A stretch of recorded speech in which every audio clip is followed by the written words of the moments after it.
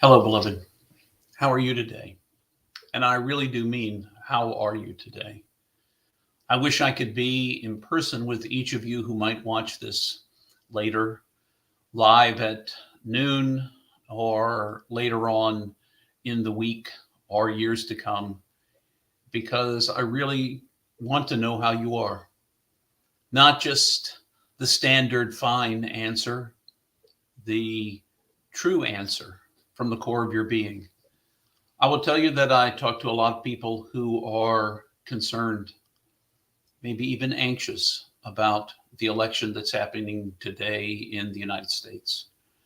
Concerned that it will turn out one way or the other. Concerned about votes being disenfranchised. And intriguingly enough, um, one side thinks their votes won't count, and the other side worries that there will be discounted in a historical fashion, the way that perhaps their votes have always been discounted.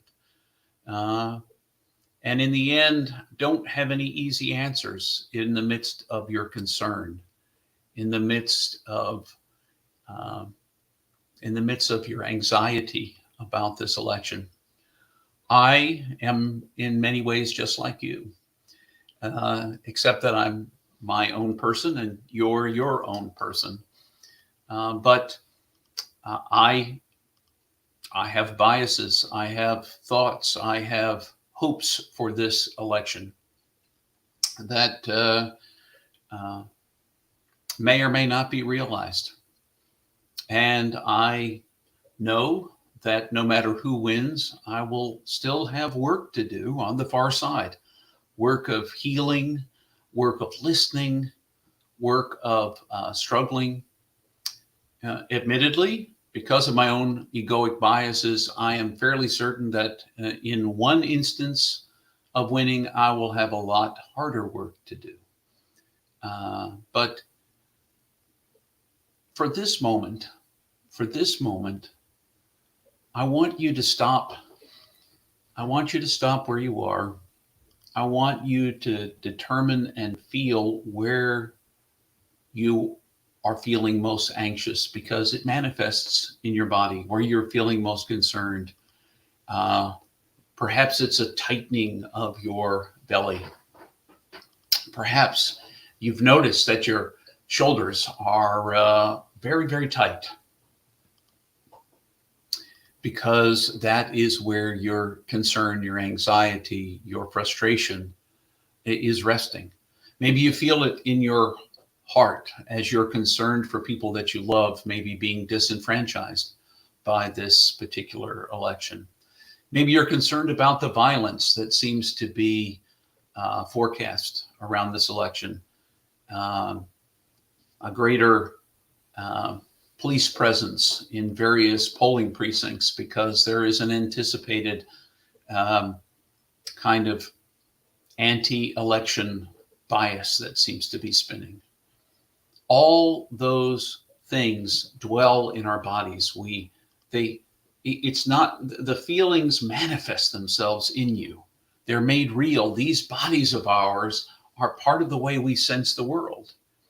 And when they get uptight, when we get concerned, they manifest themselves and become part of our body's memory. So maybe you can practice being gentle with yourself today. Have you done what you can do about this particular event?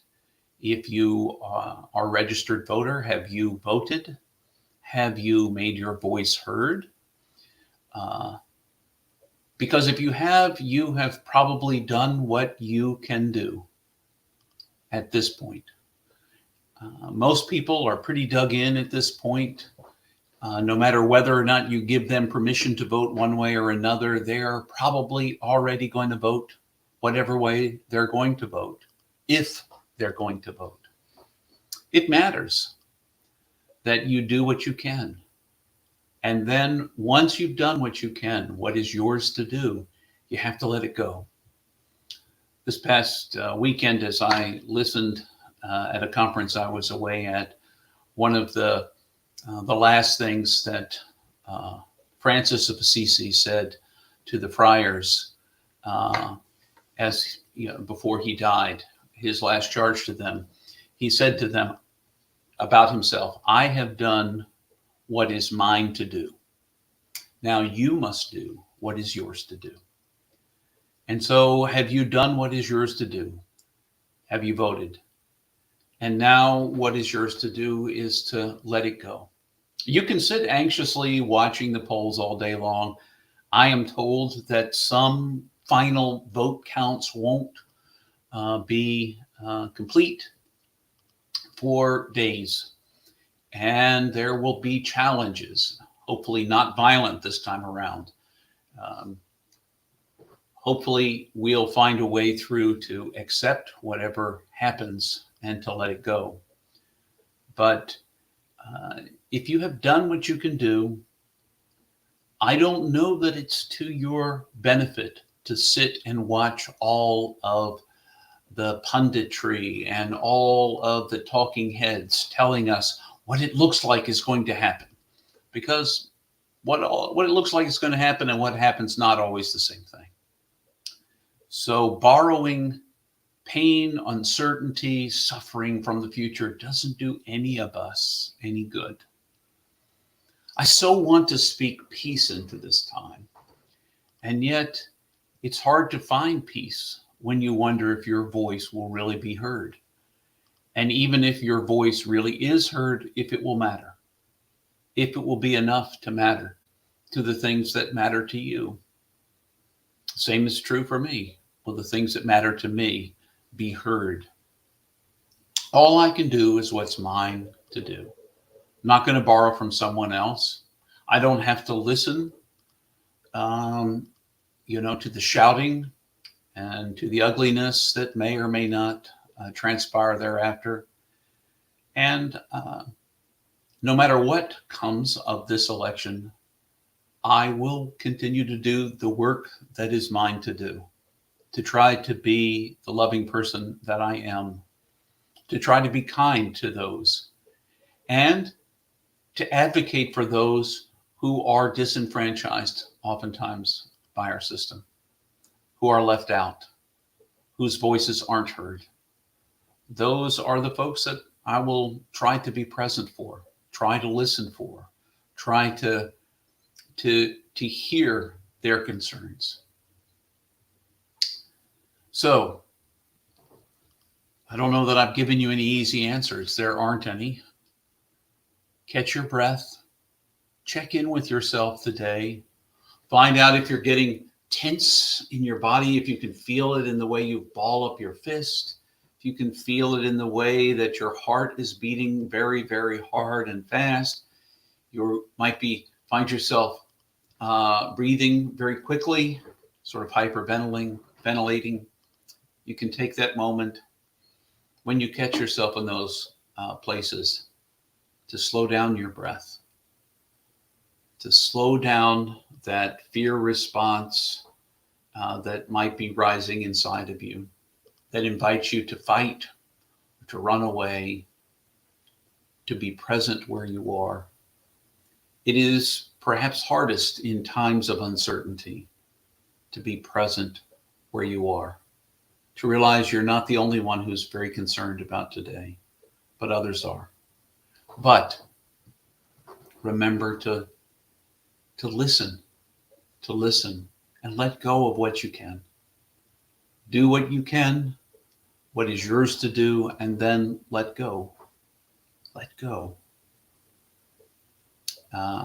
Not saying it's easy, but I am saying it's worth the effort, the practice of pushing forward. No matter what, please remember that you're infinitely precious and unconditionally loved for the gift that you are. And the gift that you are, it is a wondrous gift, regardless of anything people might use to label you. You matter. You matter.